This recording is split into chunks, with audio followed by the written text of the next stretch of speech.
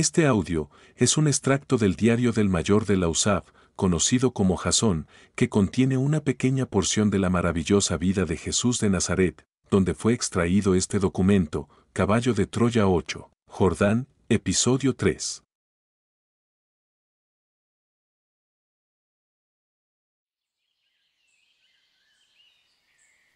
Fue al día siguiente, martes, 29 de enero, cuando me fijé en aquel niño. Tenía 9 años, poco más o menos. Era un rebuscador. Según me explicaron.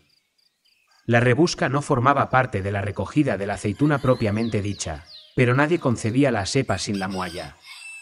La rebusca, los fela le daban el nombre de mualla o detrás de, consistía en el último rastreo del campo, a la caza y captura de las aceitunas olvidadas, o esturreadas, entre los terrones y los matojos, si los había.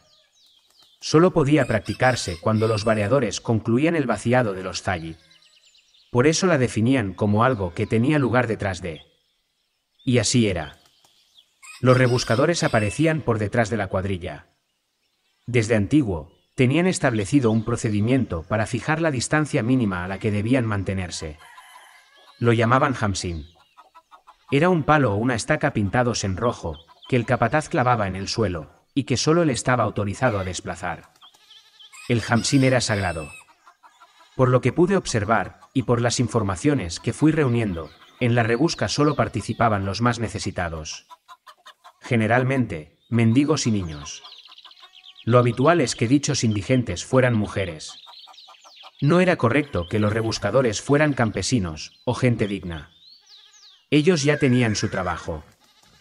Y lo poco que obtenían iba a parar, casi siempre, a los capataces, que se quedaban con las aceitunas, o con el fruto que tocara en ese momento, por un trozo de pan, y, con suerte, por algo de carne, o de verduras.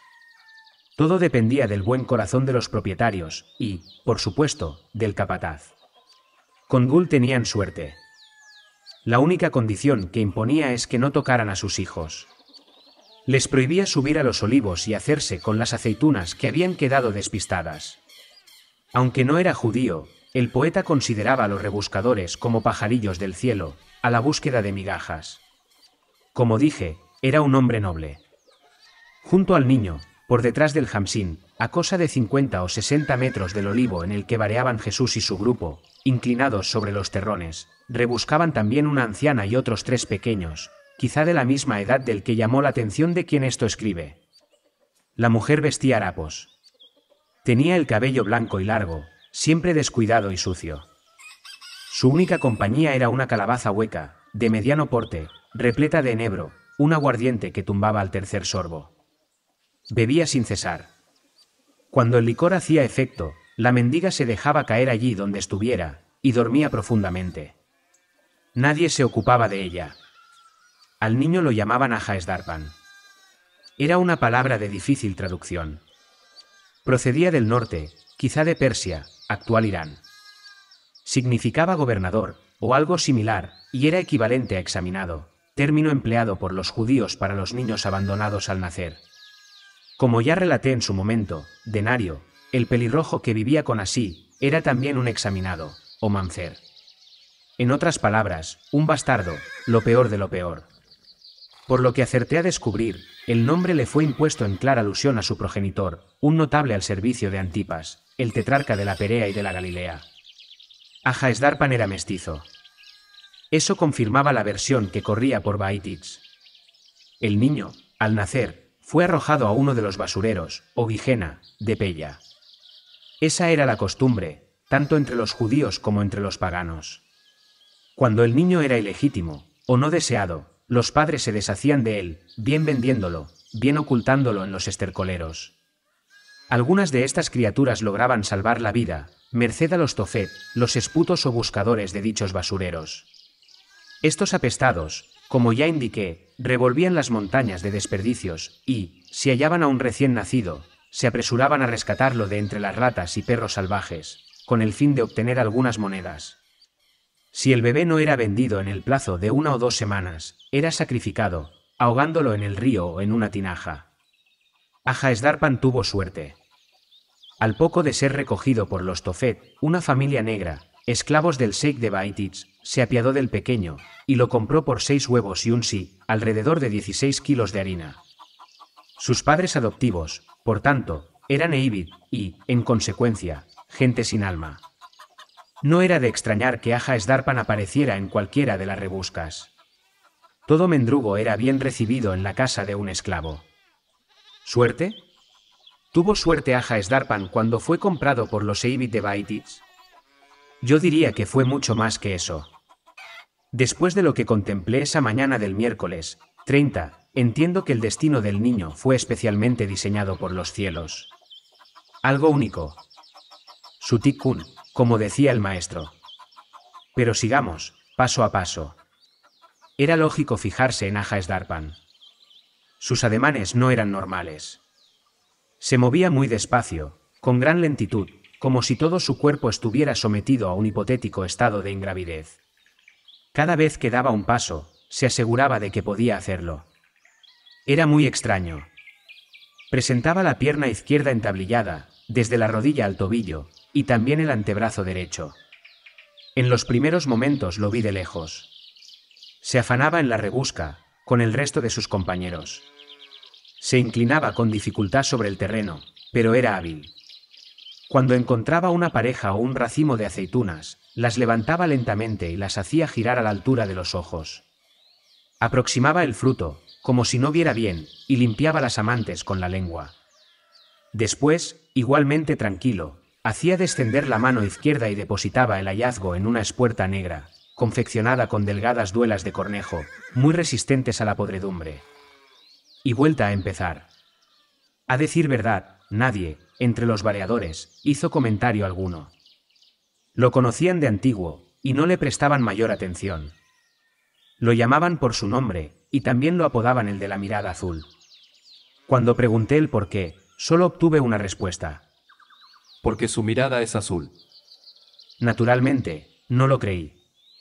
Probablemente se burlaban de aquel forastero. El equivocado fui yo, una vez más. Sin poder remediar la curiosidad, a lo largo de esa mañana me las ingenié para caminar cerca del Hamsin, la estaca roja que delimitaba el territorio de los rebuscadores. Y ahora que lo pienso, me pregunto. ¿Fue la curiosidad lo que me empujó a observar al muchachito mestizo? Como decía el maestro, quien tenga oídos, que oiga. Crucé varias veces frente a Aja Sdarpan, y las sospechas iniciales tomaron fuerza. Era de estatura baja. Apenas 1 metro, con una aparatosa desviación de la columna, una cifoescoliosis progresiva que lo atormentaba, sin duda, con un dolor más que notable. Dios bendito. Su mirada, en efecto, era azul. Los Fela, a su manera, definían así un defecto de las escleróticas, el blanco de los ojos, que provocaba una mirada gris azulada. La cabeza era triangular, en forma de boina escocesa, con una nariz picuda y un acusado hiperterrorismo, ojos más separados de lo habitual, que le proporcionaban un aspecto monstruoso. Dios bendito. Sentí una profunda piedad por aquella criatura. Y hacia la hora quinta, 11 de la mañana, la cuadrilla hizo el acostumbrado alto en el trabajo y se dispuso a reponer fuerzas. Las mujeres habían cocinado un tajine, una gacha con carne picada y huevos, muy espesa y generosa en cebolla y dientes de ajos machacados. Era un plato único, pero definitivo. Con ello resistíamos hasta la puesta de sol.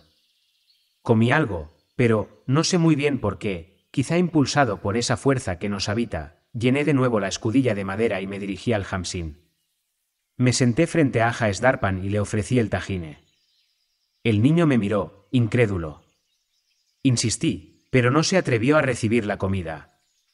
La vieja de la calabaza, más que ebria, quiso apoderarse de la escudilla, pero no lo permití. Y permaneció atenta, a pocos pasos, en compañía de los otros 3 rapaces. Quizá no hice bien en regalarle las albóndigas de carne, pero me sirvió de pretexto para acercarme y examinarlo con detenimiento.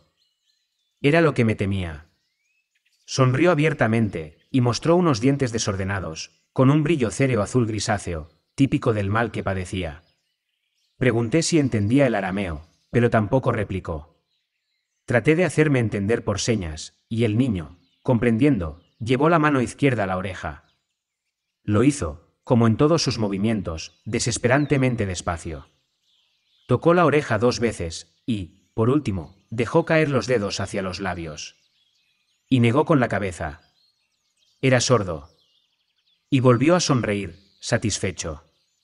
A pesar de su problema, era un muchacho alegre y listo. Finalmente, tras insistir un par de veces, el de la mirada azul sujetó el cuenco y accedió a comer. Cada cucharada fue interminable, pero me sentí feliz. Ajaesdarpan estaba hambriento. Y supo agradecérmelo con una casi permanente sonrisa. Lo observé a conciencia, y deduje que el primer diagnóstico podía ser correcto. Ajaesdarpan padecía una enfermedad rara, conocida en nuestro ahora como osteogénesis imperfecta. Como consecuencia de un defecto genético, los huesos presentaban una extrema fragilidad, así como deformaciones esqueléticas, articulaciones sin fuerza y sin tensión en las fibras, musculatura débil y una piel frágil, con cicatrices hiperplásicas, y siempre llena de moratones. Lo increíble es que no hubiera muerto durante el periodo fetal. Ahora comprendía el porqué de los movimientos lentos, casi teatrales, y el entablillado. A fuerza de sufrimiento y de incontables fracturas, Ajaesdarpan aprendió a autoprotegerse. La manera más elemental era limitar y medir sus propios movimientos. Aún así, las roturas eran inevitables. Me hallaba ante una criatura con los huesos de cristal. Podían quebrarse, casi con el aire. Esta malformación era la causa del singular desarrollo del cráneo, en forma triangular o de pera invertida, como consecuencia del empuje del encéfalo. Ello provocaba, a su vez, una micrognatia, o pequeñeza normal del maxilar inferior, mandíbula, que había impedido su crecimiento. Ajaesdarpan era un condenado a muerte. Tarde o temprano, las complicaciones respiratorias que acompañan a la IO, o las propias fracturas, terminarían con su vida. Y, de pronto, mientras lo contemplaba, me vino a la mente la palabra Nemo.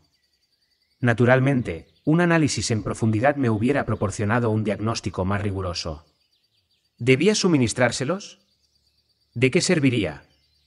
Y desestimé la idea. Tenía otras prioridades. ¿Cuándo aprenderé que la intuición jamás se equivoca? Acaricié el cráneo pelado y deforme del mestizo y me retiré hacia el olivo al que habían regresado Jesús y los vareadores. Visto y no visto. Al alejarme, la mendiga le arrebató los restos del almuerzo. Ajaesdarpan poco pudo hacer. No podía correr, ni tampoco pelear o forcejear. La mujer huyó y se perdió en lo alto de la colina. Allí pasaría la jornada, ebria, como siempre.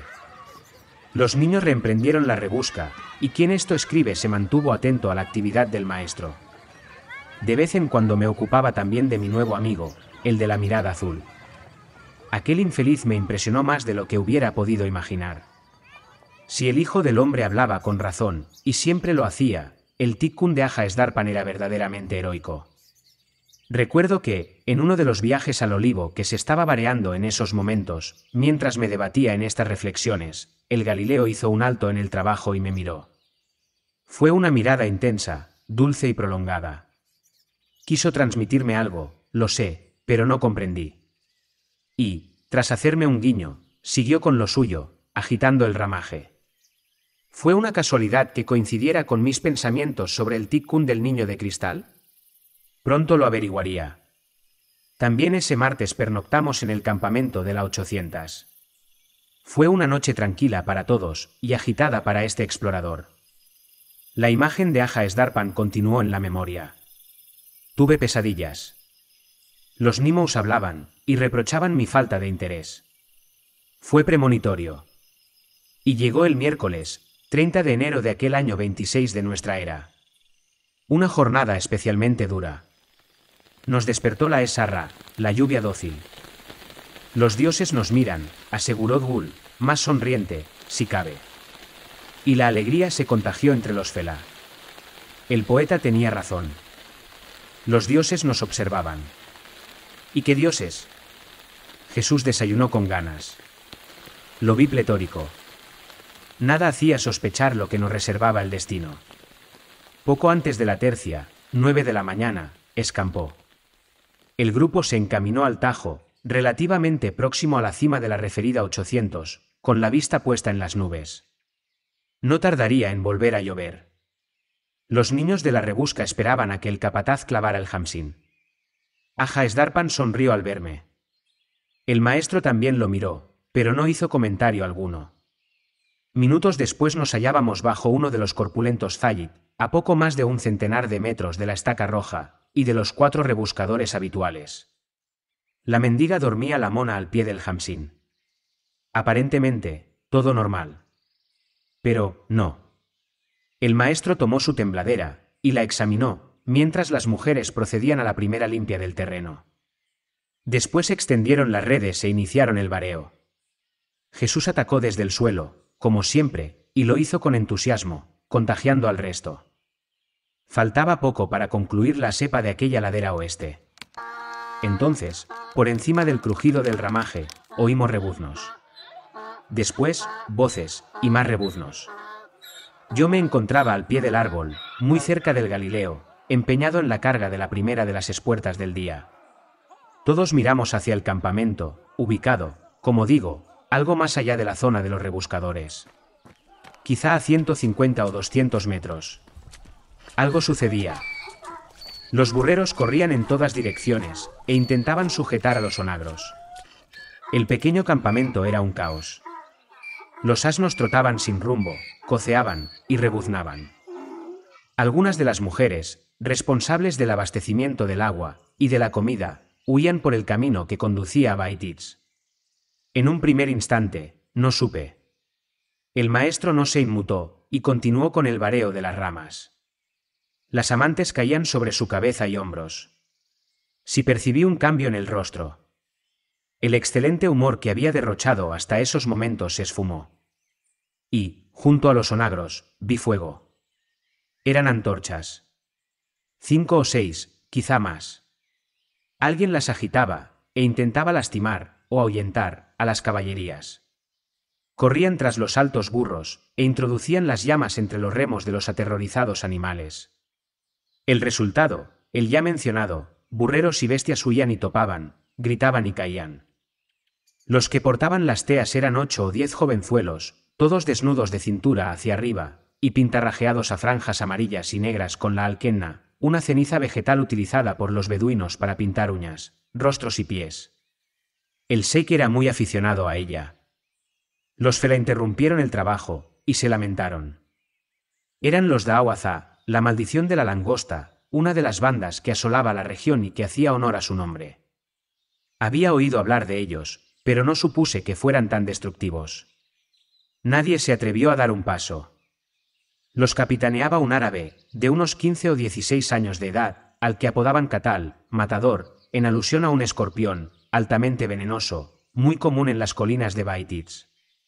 El sobrenombre era el más indicado, por 2 razones, por su crueldad y por la forma del dedo índice izquierdo, deformado, y en garra, con una larga y afilada uña negra, similar a la cola del citado escorpión. Si te señalaba, o si invocaba su nombre de guerra, estabas perdido, según los campesinos. Era la vergüenza de los Adván, según Jafé. Todos huían de él, y con razón. Miré de reojo al maestro. Seguía inalterable, a lo suyo, como si nada ocurriera. No entendí. Y los Daawa, todos Badú, olvidaron pronto los onagros y se cebaron con el campamento. Derribaron el cobertizo a patadas y, entre risotadas, derramaron la harina y arruinaron las provisiones y el agua, orinando sobre ellas. Después patearon lo que quedaba del fuego y se apoderaron de los palitroques que todavía ardían. 2 de ellos volcaron las ollas y las blandieron como mazas, aullando de placer. A partir de esos instantes, todo fue rápido, muy rápido y confuso. Quien esto escribe no sabía dónde mirar, ni qué partido tomar. Jesús era lo primero, pero... Y se produjo lo inevitable. Los energúmenos, con el tal matador a la cabeza, corrieron hacia los rebuscadores, los únicos que continuaban a su alcance. 3 de los niños huyeron a tiempo. Los que vareaban gritaron, e intentaron alertar al de la mirada azul. Fue inútil. Las voces se perdieron en el olivar. Ajaesdarpan no oía, y, además, se hallaba de espaldas a los malditos Daawa. No se percató de la fuga de sus compañeros, y, aunque así hubiera sido, tampoco habría tenido posibilidad de escapar. Aquellas bestias estaban encima. Ghoul, pálido, no se movió. Nadie lo hizo. Tenían miedo. El maestro, incomprensiblemente para mí, era el único que permanecía junto al tronco del olivo, con la tembladera en las manos y el rostro dirigido al ramaje. Estuve a punto de advertirle, pero me contuve. Él sabía. Y las amantes siguieron cayendo sobre la red. Era imposible que no oyera a los Fela. ¿Qué pretendía? ¿Por qué no reaccionaba? Siempre he sido un pobre tonto. ¿Cuándo aprenderé?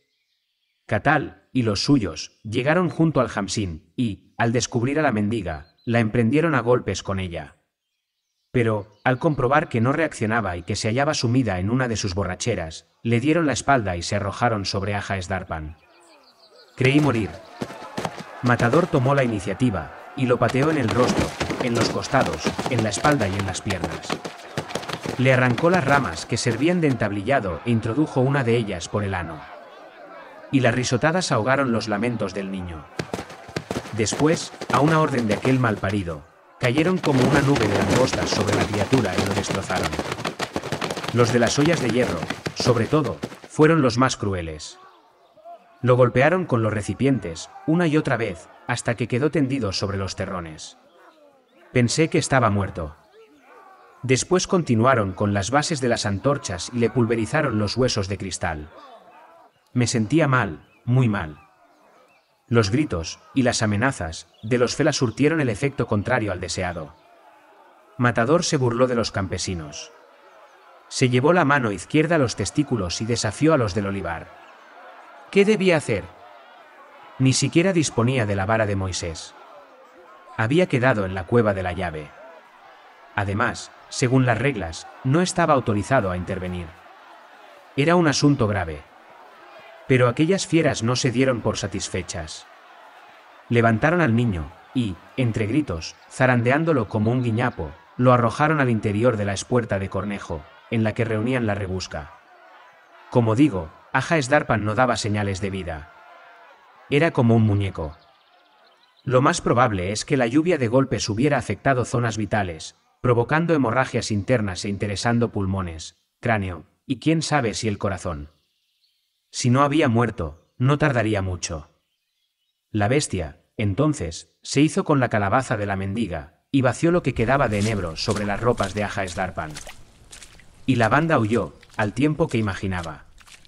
En el olivar, enmudecimos. Fue en esos instantes cuando el maestro arrojó la vara al suelo, y, en silencio, con el semblante grave, se abrió paso entre los atemorizados campesinos. Y lo vi descender por la ladera, hacia Matador y las langostas. Caminaba con sus típicas zancadas. Ghoul también reaccionó. Tomó una de las tembladeras y se fue tras el Galileo. El resto no movió un músculo. Mejor dicho, no movimos. ¿Qué se proponía? El niño, probablemente, había muerto. ¿Trataba de dar un escarmiento? Él aborrecía la violencia, aunque aquellos sujetos merecían un castigo. Y Matador, al advertir la presencia de los que caminaban hacia el Hamsin, tomó una de las antorchas y la levantó por encima de su cabeza. Estaba claro. Si Jesús y el capataz seguían avanzando, la arrojaría sobre el niño. El aguardiente, las ropas y las duelas de madera de la canasta harían el resto. Ajaes-Darpan podía abrasarse. Calculé la distancia. El maestro se dirigía, rápido, hacia el Badawi, pero, si aquel miserable dejaba caer el fuego, adiós. No había tiempo material para salvar al niño. Y en eso, un destello reclamó mi atención desde el fondo del olivar. Cuando descubrí el origen, quedé perplejo. Alguien se acercaba. Procedía de la cumbre de la 800. Eso me pareció. Marchaba sin prisa, tranquilo, y directo hacia el zayit en el que nos hallábamos reunidos. Yo había visto a ese hombre. Dios santo. Era el del pozo de Tantur, el que conversó con el maestro, y también con las beduinas. Era él, muy alto, de unos 2 metros, con el cabello al cepillo y la singular ropa que cambiaba de color, según se moviera en la penumbra, o a la luz del sol. El extraño personaje de la sonrisa encantadora. La túnica brillaba y lanzaba destellos entre las sombras del olivar, ora en rojo, ora en azul, ora en verde. ¿Quién era? ¿Qué hacía allí? ¿De dónde había salido? ¿Por qué en esos dramáticos momentos? Miré a mi alrededor. Nadie parecía haberse dado cuenta de su presencia. Todavía. Todos estaban hipnotizados por el diabólico árabe. Jesús se hallaba muy cerca. Casi a un paso. Detrás, el capataz. Matador, entonces, agitó la antorcha y bramó. Smith y Qatar. Vi a la mendiga, que luchaba por incorporarse. En una de las manos escondía una gran piedra. Y el salvaje repitió, amenazador. Mi nombre es Matador.